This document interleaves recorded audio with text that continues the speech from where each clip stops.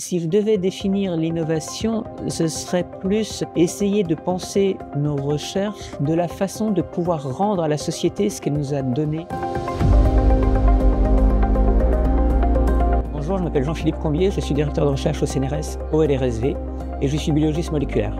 Je travaille depuis plus de 10 ans sur des peptides et des micro-ARN, chez les végétaux et dans le règne animal. Je travaille depuis plus de 15 ans sur des micro-ARN. Les micro-ARN, c'est ce qui a fait l'objet du prix Nobel de médecine en 2024. Et nous avons pu montrer en 2015 que ces micro-ARN codent pour des petits peptides. Les peptides, c'est des petits fragments de protéines, c'est des enchaînements d'acides aminés. Donc ces petits peptides qu'on appelait MiPep permettent d'augmenter l'expression des micro-ARN.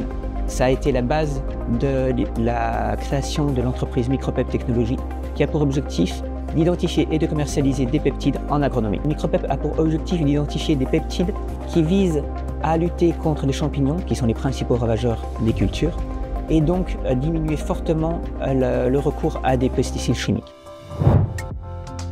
La création d'entreprise, c'est une aventure. En fait, en tant que chercheur, on n'est pas forcément confronté à ce genre de choses. Il y avait différentes possibilités lors du dépôt de brevet. Soit on essayait de licencier la technologie à des industriels, mais on était vraiment trop en amont pour ça. Soit avec l'aide de tous les tech transferts, qui est la SAT d'Occitanie, on a eu envie de créer une start-up, de créer Micropep Technologies. La création d'entreprise au niveau personnel est extrêmement enrichissante. On découvre un monde complètement nouveau qui peut perturber certains. On n'a pas toutes les clés et les codes de ce monde, mais c'est extraordinaire. Participer à un conseil d'administration, par exemple, est extrêmement enrichissant et permet de rencontrer des gens qui sont brillants et formidables.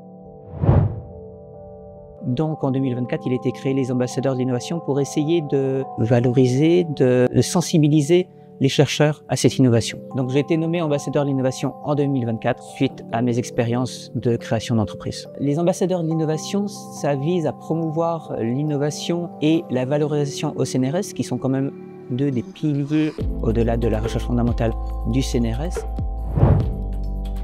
Notre objectif, comme essayer de promouvoir cette valorisation auprès de mes collègues, c'est-à-dire lorsqu'il y a une découverte ou une identification de process intéressant, qu'ils puissent avoir une valorisation économique et discuter avec eux pour voir s'il y a opportunité de breveter au préalable, voire de valoriser par la suite. L'idée, c'est d'essayer de participer au séminaire du laboratoire pour essayer de détecter certaines recherches. Au-delà de formation ou de présentation, il y a aussi forcément des échanges informels, des discussions avec des collègues qui se posent des questions ou chez lesquels j'ai perçu un intérêt pour la valorisation.